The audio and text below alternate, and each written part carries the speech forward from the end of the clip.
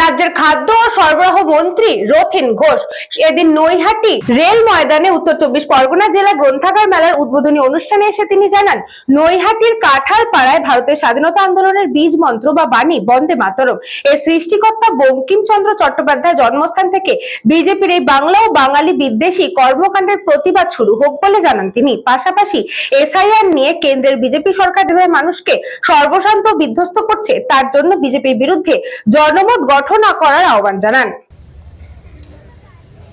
প্রাণের স্পন্দন চারা গাছ আমরা তুলে দিলাম স্যারের কাছে, একটু জোরে করতালি চাই আপনাদের শরীরের পক্ষ থেকে। উত্তরীয় পরিয়ে আমরা বরণ করে নিচ্ছি মাননীয় কর্মাধ্যক্ষ। মাতরম ধ্বনি নাকি ওখানে দেয়া যাবে, বন্দমান শব্দ নাকি উচ্চারণ করা যাবে।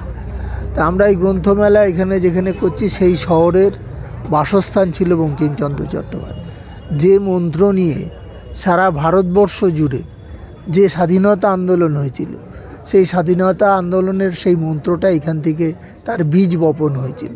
সেইটাকে যখন কেউ কেউ আটকাতে চেষ্টা করেন তখন আমাদের মনে হয় যে আমাদের অধিকারে কোথাও আঘাত হচ্ছে, বঙ্কিমচন্দ্র চট্টোপাধ্যায়কে ভুলিয়ে দেওয়ার একটা চেষ্টা হচ্ছে এবং তার যে মন্ত্র সেটাকে ভুলিয়ে দেওয়ার চেষ্টা হচ্ছে।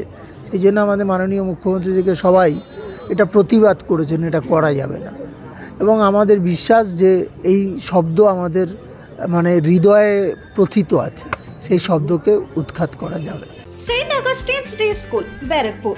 Success for every child. Admission open 2026 to 2027. Contact number 900793 4555.